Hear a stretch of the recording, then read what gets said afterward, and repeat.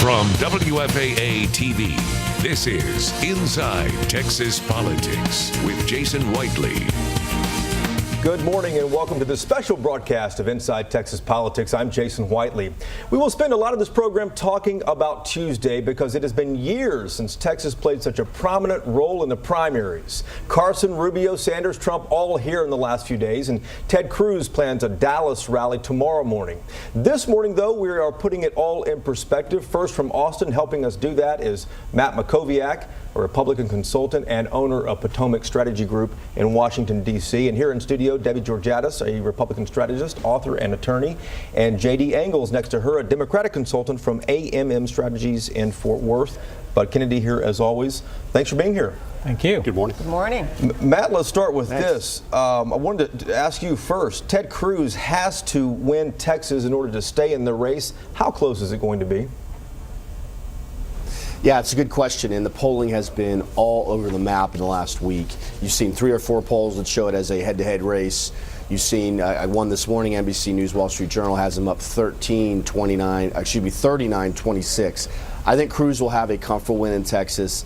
On the low end, probably 7 or 8 points. On the high end, 10 or 11 points. Totally depends on turnout. We're going to break turnout records here in Texas, maybe over 2 million to 2.1 million. A lot of those are first-time voters. Yes, we have the people that moved to Texas, but we also have the Trump phenomenon.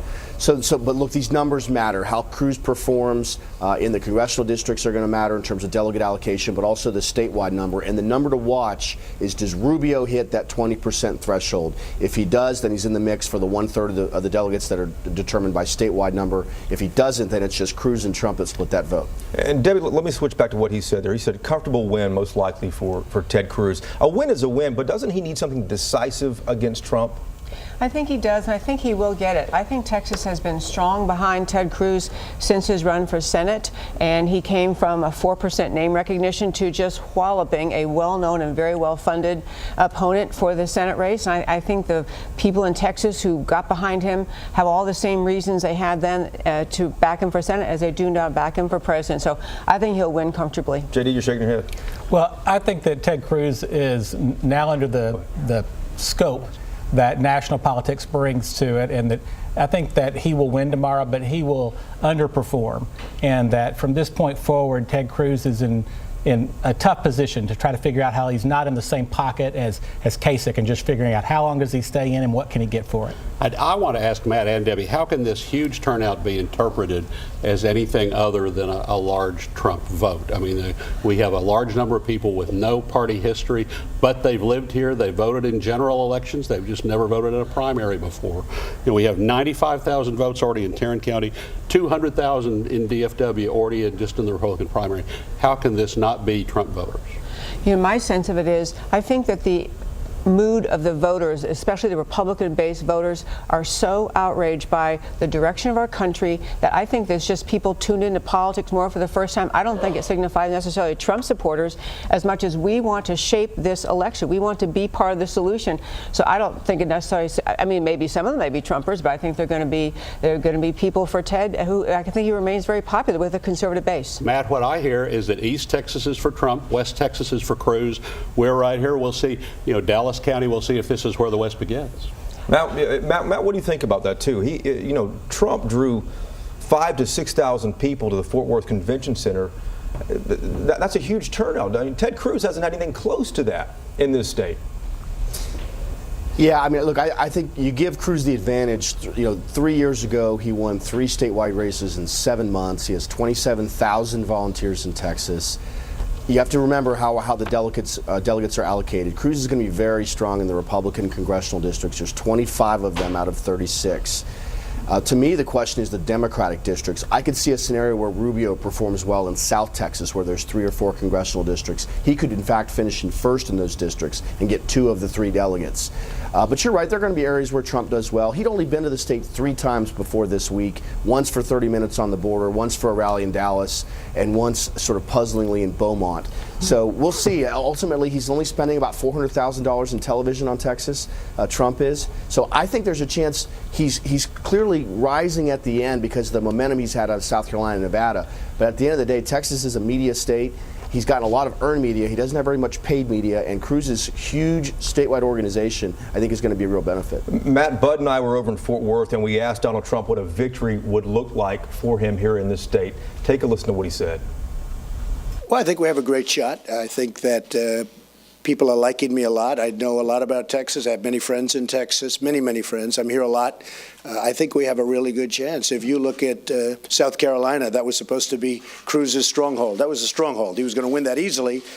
And I won by, is it 22 points? You know, I won in a landslide. I won evangelicals. I won military. I won the vets. I won everything. I won men. What's your reaction, Deb? You know, he obviously can't take that away. He did have a great result in South Carolina, but I will say here in Texas, the Texas voters know him, and Ted Cruz he's a movement candidate. If you like what he stands for, you're not swayed by Donald Trump. There are some conservatives who go with him, but I think he's a movement candidate. A little ditty, a little personal, a small ditty about Dallas. There was a straw poll, the Dallas GOP, among the presidential candidates announced last night at the big dinner, the Dallas GOP Reagan Day dinner. It was 44% Cruz, 25 Trump, 22 Rubio. So I think that just it's a tiny little poll. It's not scientific, but I think it's going to be a strong showing for Ted. So that's party activists, 25% of party activists for Trump. And 44 for Cruz. If Cruz doesn't win big, are you setting Cruz up for a failure? If he doesn't win big, is he done?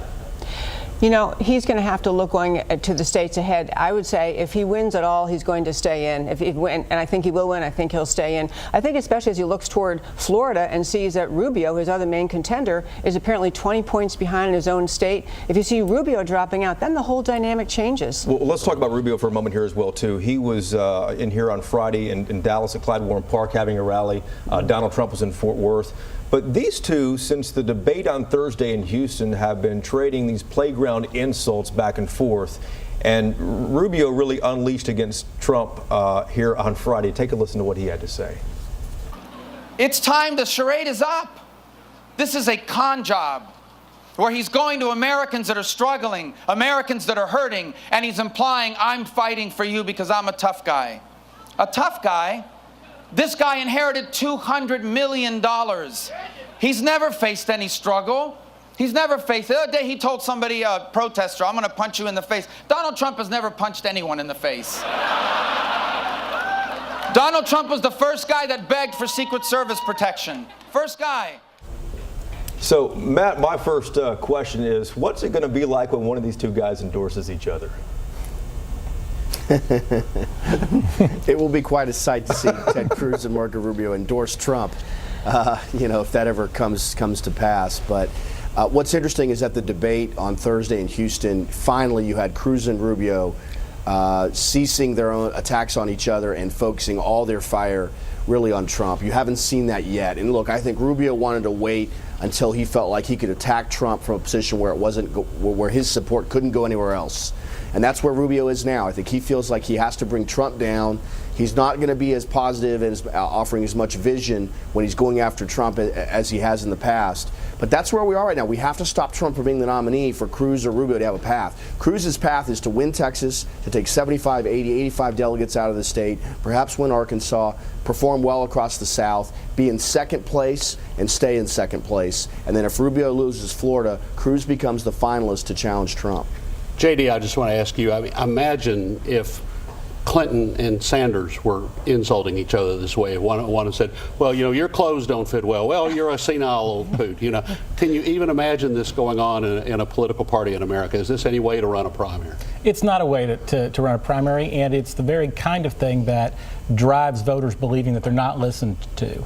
And I think is creating the kind of unsettled shift that you're seeing in politics. And more importantly, what you see on the Republican side is that none of these folks have the character and the leadership that's needed for our country right now.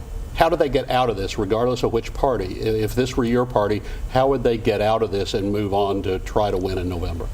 I don't see a way out for them, and that gets them to a win in November. I think no matter what, it'll be a spirited contest, but I believe Hillary Clinton will be our nominee, and I believe that Hillary Clinton will continue to prove to be a kind of leader that just contrasts with them and makes them unacceptable. That said, let's shift to Bernie Sanders real quick here. Yesterday he was in Grand Prairie. We asked Sanders if Clinton sweeps on Super Tuesday, should he drop out? Here's what Sanders told us.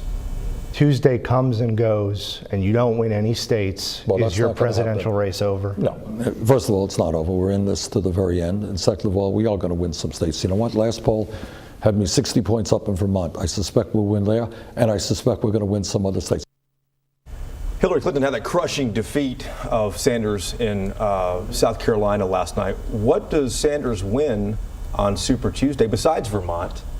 And how much longer does he stay in? He had a huge turnout in Grand Prairie, though. There might be a few more states where he wins or does well, but I think he gets crushed in the most of the Super Tuesday states, and that then Bernie Sanders is back to doing what he's done most of his career, which is not really being on anybody's team, but trying to insert something into the conversation. And that we go on and we have Hillary Clinton as our nominee. He was in Austin yesterday talking about how important Texas is. He's making a play here because he knows that it's over if he doesn't perform well in Texas. 15 seconds left here for each of you. Predictions for Tuesday for your party. Who wins and by how much? JD, you're first. I think that Hillary Clinton wins probably by at least 20 points. Debbie?